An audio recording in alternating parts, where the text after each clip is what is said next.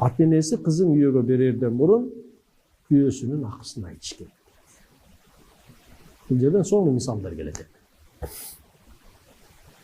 Ва адабул ишрати ма зауджи кама руви анна ушуну атты эстеп калсаңар болот. Асма бинт Хариждал Фазари деп калат. Асма деген аялдын сөзүн китептерде, араб мамлекетинде бул чоң мисал болуп эсептелет. Бул аял кызын күйөөгө берип жатып, Асма эмне кылат? Бинт Хариждал Фазари.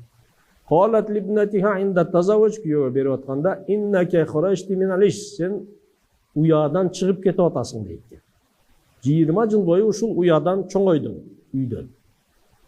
Ата енесің. Аллади фихи даррашта фасирта ила фирашин лам та'рифихи, эми тааныбаган төшөккө баратасың, тааныбаган уяга баратасың дейді. Ва қаринин лам та'ла фихи, жакыныңа баратасың, ага көнөлексің сен. Жаңы эле тааныштың. Экөөңөр бири-бириңерге тааный элексиңер дейт. Ошон үчүн бир адамга баратасың. Факуни лаху ардан якун лака саман. Ушуну эстеп калыңыздар, кыздарга тарбия бергенде өзүңүз айта албасаңыз да келинчеңиз аркылуу, энеси аркылуу айтыла турган сөз. Не дейт? Факуни лаху ардан якун лака саман. Эң биринчиси сен күйөөңө дейт, энеси кызына айтып атат. Күйөөңө жер болуп бер, ал сага аспан болуп бер. Өтө терең сөз. Ушул сөздү чечмелеп отура берсе болот да. Сен күйөөңө жер болуп бер, ал сага асман болуп берет дейт. Жарык нурун чачып берет. Сен жөнөкөй кабыл алган, өстүрүп берген, өнүктүрүп берген, чыгарып берген, төрөп берген. Ал сага күн болуп берет. Ал сага жылдыз ай болуп берет, жамгыр болуп берет. Төгүп берет. Сен жер болуп бер, ал сага төгүп берет дейт. Маселе ошол аялда болуш керек. Күйөөсү байкуш иштейт, тытынат, алып келет. Жок, жетпейт. Кайын журтка эле кете берет. Подружкаларына эле кете берет. Үйдө береке жок. Байкуш күйөө тытынганы тытынган. 20 жыл, 30 жылдан бери тытынат. Баягы эле кичинекей үйдө жашап атат. Аялда да, кут аялда.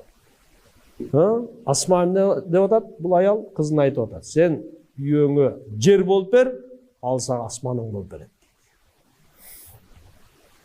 Ва куни лаху михадан якун лака имадан. Сен ага бешик болуп бер, ал сага түркүк болуп берет дейт. Ал келгенде жылуу, жумшак, уктап, эс алып кетсин. Кирин жууп бер, курсагын тойгузуп бер, бешикте жаткан бала эмне кылат? Эчтеке кылбайт турабы? Бүт даярна. Кийимин жууп бересиң, курсагын тойгузуп бересиң. Анан ал жөнөйт. Сага тирек болуп берет. Не кылат? Акча тапканын баарын эркектер кимге алат? Эркектерге эчтеке кереги жок. Аялы менен балдарын алып келет жанталаш. Устундарыңды тургузуп берет сен. Үйүңдү тургузуп берет, машинеңди тургузуп берет, окууңду тургузуп берет, балдарыңдын окуусун тургузуп берет, адебин тургузуп берет, эртеден кечке аялың үйдө да.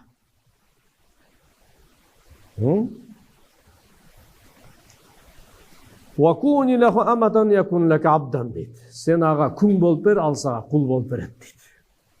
Бирок сен биринчи күң болуп бер дейт. Рабынясы болуп бер дейт. Кызматчысы болуп бер. Күнөөгө буйрук бербеди, аткар. Колуңан келе турган ишти буйрук берип атабы, аткар. Сүйүп тийдиң, мамлекет куруп атасыңар, үй бүлө куруп атасыңар, үй куруп атасыңар. Ал да сага кул болуп берет. Таап ташып алып келип, сени сыртка чыгарбай багат жанталаш. Жылуу жумшак үйдө. Анан үйдөн үйүң жыйналбаса, кийимиң үтүктөлбөсө, жуулбаса, тамагың кылынбаса, бир алып келет, эки алып келет турабы, 1 жыл алып келет, сабырдуусу 10 жыл алып келет, аягында 10 жылдан эмне кылат? Практикада ушундай экен Марсбек. 10 жылда бир ажырашат экен. 10 жылга чейин жетет экен. 10 жылда дагы өтүп кеткендер анан 20 жылга барып анан ажырашат экен. Ушундай экен. Анан 20 жылдан өтүп кеткендер деле 30 жылга барып деле 30тан деле ажырашып кетиши мүмкүн экен. Неге? Баягы сабырларында сабыр бүтө турган күн бар экен да. Анан сондай не испытывай терпение дегендей да. Сен күйөөңө күң болуп бер, ал сага кул болуп берет дейт. Эки тараптан тең бири-бирине кызмат кылышат деген сөз да. Абайдылар. Ла талхахи бихи фаяклак. Сен Журканды өзүнчө жамынып жатып алба дейт. Алыстатып ийбе дейт, ал өзүнчө кетип калбасын дейт. Анын көңүлүн алып тур дейт. Төшөк маселесинде бөлүнүп кетпе деп атат. Өзүң менен өзүң эле алек боло берип, одеял менен өзүң чүмкөнүп алып дегендин мааниси өзүңдү эле карап калдың. Өзүң эле бетиңди, макияжыңды эле сулуулай бересиң. Күйөөңдүн носки жуулбайт. Жакасы кир. Сен болсо салон красотта жүрөсүң. Вала тубаид анху фаянсак. Андан алыстап да кетти, унутуп койбосун сени дейт. Жанында жатып туруп өзүнчө бул оронуп жатып албагы. Анан алыстайын деп отуруп, таза эле алыстап кетпейин, сени унутуп койбосун дейт. Индана минки факраби мин. Сага жакындаса, сен дагы жакында дейт. Ва иннаа фабадан. Сенден кичине алыстап отса, сен да алыстап тур дейт. Вахфази анфаху. Күйөөңдүн мурдун сакта. Сенден жаман жыт барбасын. Аял кишинин бутунун шыбоо болуп сасысы уят эле. Эркек үчүн уят. Аялдыкы. Биз бир жолу ошентип бир кыздын бутунан шыбоо жыттап калдык. Таң калдым мен ошондочу. Тарбиябызда ушундай көргөн экенбиз. Эркектин буту сасыбаш керек дейт экенбиз. Аялдын буту сасыган жыттаган жыт келип калганда биз оозубуз ачылып калды. Ушундай да болот экен депчи. Таң калдым да, ушундай мүмкүн эмес деп ойлоп турдум да жашоомдочу, жөнөкөй эле элементарный. Аялым да эмне деп атат, кызын айтып атат энеси. Күйөөңдүн мурдун сакта дейт. Колтугуңан, бутуңан, тер, жаман жыт, уй саап келсең сагын, бирок отдельный одежда менен, экипировка менен. Баягы уйдун тезегинин жыты сасыбасын. Сүттүн жыты сасыбасын, анан каяктан жыныстык катнаш болот. Анан экөө нервни урушат да талашат да. Туурабы? Акырдан seviniş керек. Кызыктырыш керек күйөөсүн. Күйөөңдүн мурдун сакта дейт. Васамааху, кулагын сакта дейт экен. Сенден жаман сөз укпасын, ушак укпасын. Күйөөңдүн көзүн сакта дейт. Күйөөңдүн алдында дайыма сулуу болуп туруп, тыкан таза болуп тур. Фала ямши минка илля таййибан. Сенден кетип аткан учурда, үйдөн чыгып кетип атканда, жакшы абалда чыгып кетсин дейт. Сүйүнгөн, ток, көңүлү ток, узагы ток. Анан пакет менен келет үйгө.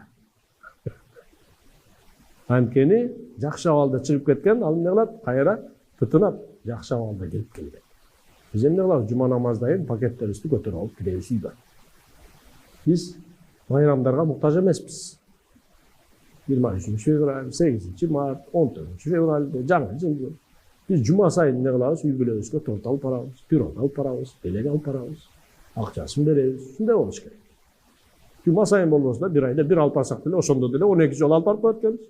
Жыл бойку майрамдардын баарынан бизге эмне жума күнкү майрам жетиштүү. Канчалык эле майрам керек болот. Үйдөн чыгып атканда күйөөң жакшы абалда чыгып кетсин дейт.